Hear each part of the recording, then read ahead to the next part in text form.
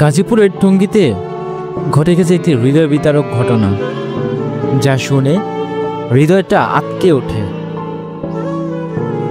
নিস্তব্ধ হয়ে যায় চারদিক। গর্ভধারিণী মা, যিনি ঘরে থাকা বটি দিয়েই কুপিয়ে হত্যা করেন তার দুই সন্তানকে। একজনের বয়স 6 বছর, নাম তার মালিহা আক্তার।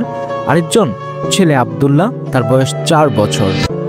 এই ঘটনা শুধু একটি পরিবার নয়, গোটা সমাজ, পুরো বাংলাদেশকেই কাঁপিয়ে দিয়েছে।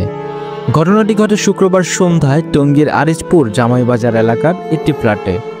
ঘরের ভেতর পড়েছিল শিশুর রক্তাক্ত নিথর দেহ, পাশে রক্তমাখা বটি।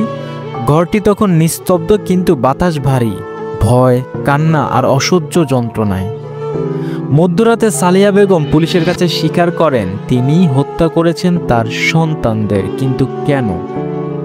এই প্রশ্নের জবাব এখনো মেলেনি। পুলিশ বলছে হত্যার সময় ঘরে শুধু সালেহাই ছিলেন। সিসিটিভি ফুটেজেও তেমনই প্রমাণ মিলেছে। ঘটনার পর নিজেই ডেকে আনেন দেবরদের, তার কথাবার্তা ছিল অসংলগ্ন, হাতে ছিল কাটা দাগ। এসব দেখে সন্দেহ বাড়ে পুলিশের এবং অবশেষেই স্বীকারোক্তি আসে। জানা গেছে সালেহা দীর্ঘদিন ধরে মাইগ্রেনের রোগী, তার মানসিক অবস্থা এখনো নিশ্চিত হওয়া যায়নি। সেই দিন দুপুরেও একসঙ্গে গিয়েছিলেন বাবা, মা, দাদি আর 2 শিশু। তার কিছুক্ষণের মধ্যেই বদলে যায় সব কিছু। একটা ঘর হয়ে যায় নিস্তব্ধ মৃত্যুপুরী। 3 সন্তানের মধ্যে বড় মেয়ে ছিল নানার বাড়িতে। হয়তো এই মেয়েটি এখনো জানে না তার ভাই বোন আর নেই, আর নিজের মাই নৃশংস ঘটনার কেন্দ্রবিন্দু।